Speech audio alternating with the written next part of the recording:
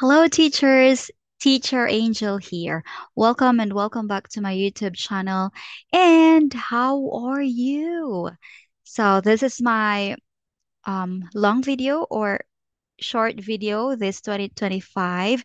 And the last video that I uploaded here was the Lingo Star, about the Lingo Star. And sad to say, teachers, I am no longer a teacher in Lingo Star. Lingo Star is not for me. Why? It is because my contract in Lingo Star on was last December lang, and then sadly nag-email si Lingo Star sa akin.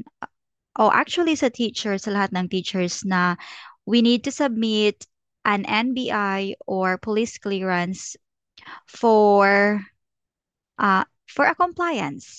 Okay. Um, for a compliance. Yeah. So, unfortunately, hindi ako nakapag-send, hindi ako nakakuha ng NBI or police clearance.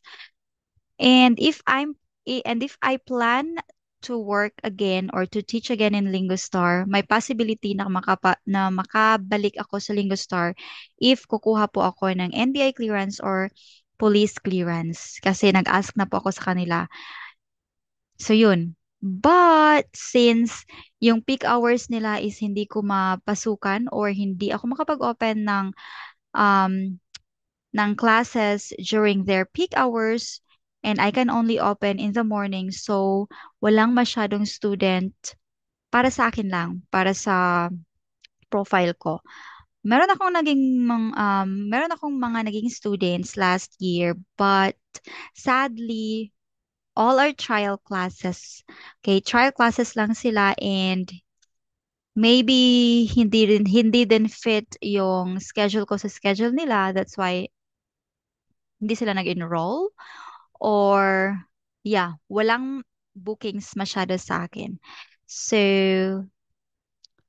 yun lang. Hindi ako nakapag-open talaga sa Lingo Star kasi may ibang company nga ako, and may peak hours din sila. So, para-parehas ang peak hours kasi ng mga classes. But still, I'm still here in the industry. So, maghahanap ulit ako ng another ESL company, and I'm going to share it again with you.